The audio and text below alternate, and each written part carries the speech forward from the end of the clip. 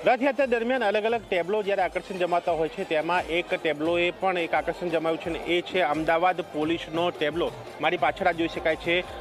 એ tableau અહીંયા બનાવવામાં છે સાયબર સુરક્ષાના એ 3 રથ ડિજિટલ જગતના આ રથ, કારણ કે સાયબર ક્રાઇમ વધી રહ્યું છે તેનાથી લોકોને સચેત કરવા જરૂરી છે એ પ્રયાસ છે, પણ છતાં લોકો ક્યાંક એનો ભોગ બની રહ્યા છે અને માટે એ લોકો સુધી મેસેજ પહોંચાડવાનો આ પ્રયાસ છે એ અહીંયા જોવા મળે છે। મારી સાથે સાયબર ડીસીપી છે તેઓ જોડાયા છે, તેમની સાથે વાત કરીશું। મેડમ, આ ટેબ્લો પ્રથમ વખત આ એક સાયબરને લઈને આ ટેબ્લો એ રથયાત્રામાં છે કે શું કેવું? અમદાવાદ પોલીસનું આ ટેબ્લો છે અને એમાં 2 મેસેજ છે। એક તો ડ્રગ્સનું જે દૂષણ છે, યંગર જનરેશન અને યુથને ડ્રગ્સથી બચવું જોઈએ, તો ડ્રગ અવેરનેસ માટે એક ટેબ્લું છે અને બીજું એ જ ટેબ્લુમાં બીજું મેસેજ છે કે સાયબર સુરક્ષા વિશે આપણે વાત કરી રહ્યા છીએ। આના સિવાય બીજા કોઈ પોલીસના ટેબ્લો ખરા કે જે આવા સંદેશા આપતા હોય? અમે અલગ અલગ ટ્રકો પર પોસ્ટર રાખ્યા છે, ડ્રગ અવેરનેસ અને સાયબર અવેરનેસના પોસ્ટર્સ છે અને એ સિવાય આ એક ટેબ્લું છે। ખાસ આ પ્રકારનો ટેબ્લો શું લોકોને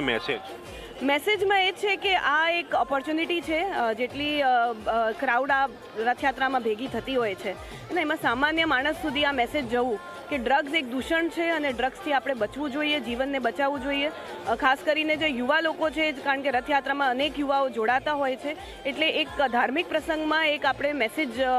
દ્વારા અવેરનેસ માટે આ ટેબ્લું કરી રહ્યા છે અને સાયબર ક્રાઇમથી બચવા માટે શું ઉપાય કરવું જોઈએ તે બાબતનું આ અવેરનેસનું એક મેસેજ લઈને અમદાવાદ પોલીસનું ટેબ્લું છે। બીજી પણ વ્યવસ્થા છે, બીજા પણ ટેબ્લો છે, ટોટલ કેટલા ટેબ્લો, કેટલા ગજરાજ, કેવા પ્રકારની વ્યવસ્થા છે?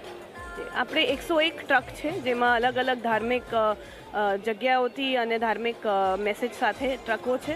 અને એ સિવાય હાથીનું કમ્પોનન્ટ છે, એટલે હાથી અને ટ્રકનું બંને ભેગું થઈને એક મેગા કમ્પોનન્ટ છે જે આગળ રથયાત્રામાં જવાનું છે। ગજરાજ ઉપર એ જીપીએસની વાત છે, એ કઈ રીતે થઈ ચૂક્યા છે કે શું છે? ગજરાજ પર ક્રાઇમ બ્રાન્ચ તરફથી એક ગજરાજ મોનિટર જેવું બનાવ્યું છે જેમાં જીપીએસ પણ છે, એમાં નોઇઝનું પણ ડેસિબલનું પણ